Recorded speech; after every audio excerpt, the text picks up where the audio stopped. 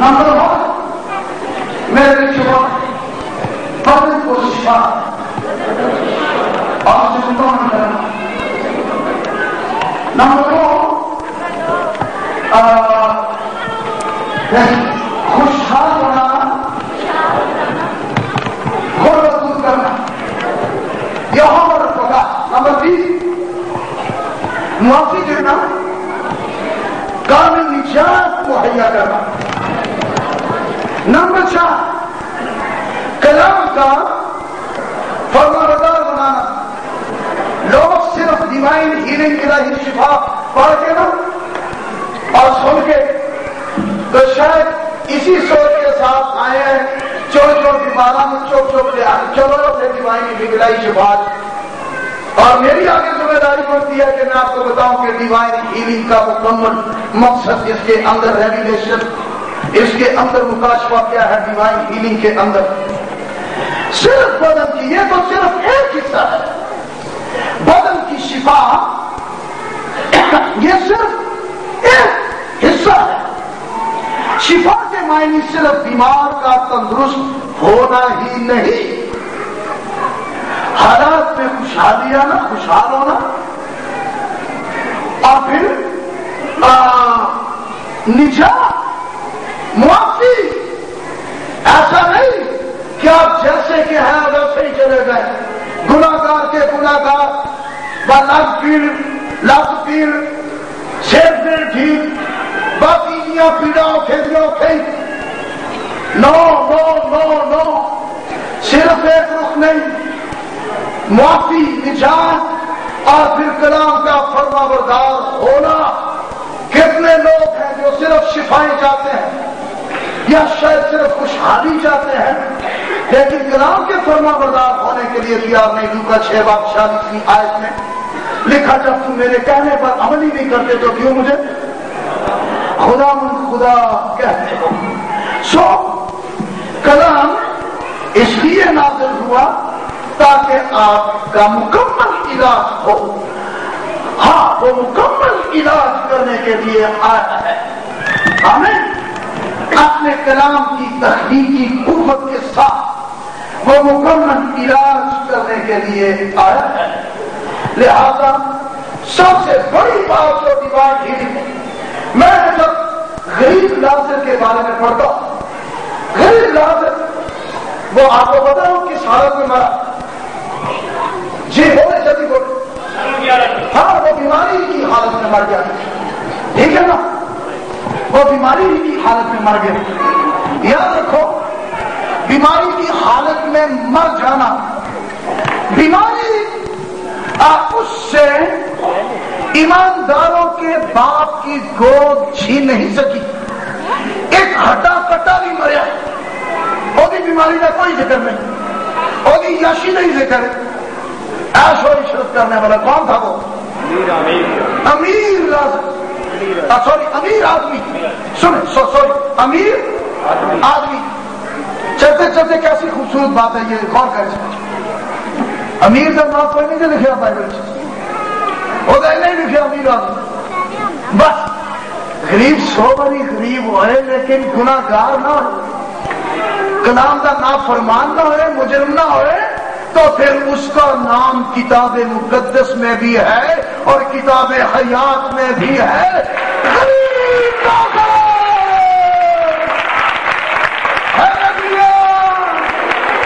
بولے میرے پیچھے، تندرستوں کو طبیب درکار نہیں بلکہ بیماروں کو. کون ہے وہ بیمار؟ تیری آئی. مگر تم جا کر اس کے معنی دریافت کرو کہ میں قربانی نہیں بلکہ رحم پسند کرتا ہوں، کیونکہ میں راست بازوں کو نہیں بلکہ گناہ گاروں کو بلانے آیا ہوں. توبہ کی منادی بلاوا ہے. ہلیلویا. خدا کی طرف سے گناہ گاروں کے لیے بلاوا ہے، وہ بلاتا ہے. آمین. جب توبہ کی منادی ہو تو خدا کی طرف سے بلایا جانا ہے. سو اس نے کہا کہ میں तंदुरुस्तों के लिए नहीं बल्कि बीमारों के लिए आया हूं। और आगे चल के लिखा है गुनाहगारों की। कभी सोचा आपने आपके नजदीक बीमार कितने हैं?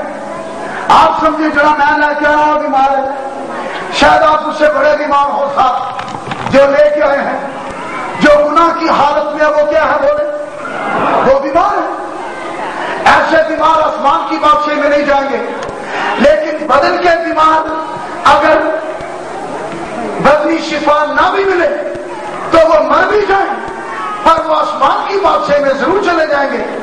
पर गुनाह के बीमार, ये याद रखना, गुनाह के बीमार वो सिर्फ है हमारे बाप कतीते लगे रहे, हमारे बाप ऐ बाप इब्राहिम, ऐ बाप तेरा गोदी क्यों नहीं एक बार नहीं आखा है बाप, आदमी आखन दे दे ऐ बाप और नालंदा मैं यहां पर रखता हूं पुत्र रोजा इतने करन दे कहना मैं यहां पर रखता हूं पुत्र रोई ओदा जड़ा ओदी गोदी दे विच। Hallelujah hallelujah hallelujah. कोई फरिश्ता कोई नबी ना गुनाहगार को गुनाहों से आजाद कर सकता है, ना उसके गुनाह धो सकता है, ना उसके गुनाहों के लिए कफारा दे सकता है, सिर्फ और सिर्फ यीशु मसीह।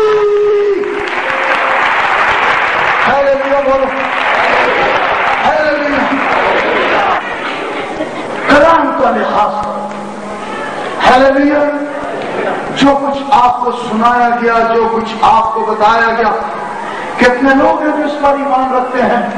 यीशु मसीह डिवाइन हीलिंग है, यीशु मसीह निजात है। कितने लोग हैं जो इस पर ईमान रखते हैं? तो फिर डिवाइन हीलिंग ने कहा है मरकस, डिवाइन हीलिंग ने कहा है मरकस 16वां बाब 15वीं आयत है ना, जो ईमान लाए 16वां बाब 16वीं, हाँ जो ईमान लाए। आप ईमान लाते हैं? कितने लोग हैं जो ईमान लाते हैं? ठीक है, चेक कर लेते हैं। जो ईमान लाए और बपतिस्मा ले, ये डिवाइन हीलिंग का कलाम, ये डिवाइन हीलिंग का बयान है।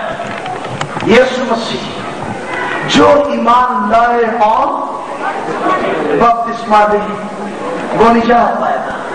आमीन। ईमान लाना और ईमान का अमल बपतिस्मा लेना। आमीन।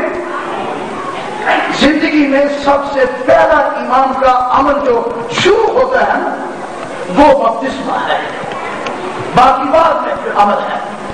ईमान का अमल जो सबसे पहले, जो ईमान लाए क्या ले? बपतिस्मा ले। अब बपतिस्मा लेने का मतलब पानी में से बोतल लगाकर बाहर निकल आना नहीं। डिवाइन हीलिंग, ये डिवाइन हीलिंग में बयान है। बपतिस्मा लेने का मतलब यह है कि वो जो कलाम नाज़िल हुआ है, आप बपतिस्मा के वसीला से पौलुस रसूल फिलिप्पियों 3 बाब और उसकी 27वीं आयत में ये कह रहा है कि जितनों ने मसीह में शामिल होने का बपतिस्मा लिया, उन्होंने यीशु मसीह को पहन लिया। हर ये मतलब नहीं है, डिवाइन हीलिंग में ये मुकाशवा है कि जब कलाम नाज़िल हुआ है, आपको हील करने के लिए, आपको निजात देने के लिए, आपको बरकत देने के लिए, आपकी खलासी कराने के लिए, ताकि उनको हलाकत से रिहाई बख्शे। रिहाई पुराने अहदनामा की जितनी कुर्बानियां थी वो सिर्फ मौती तक थी, इसीलिए हर साल के साल कुर्बानी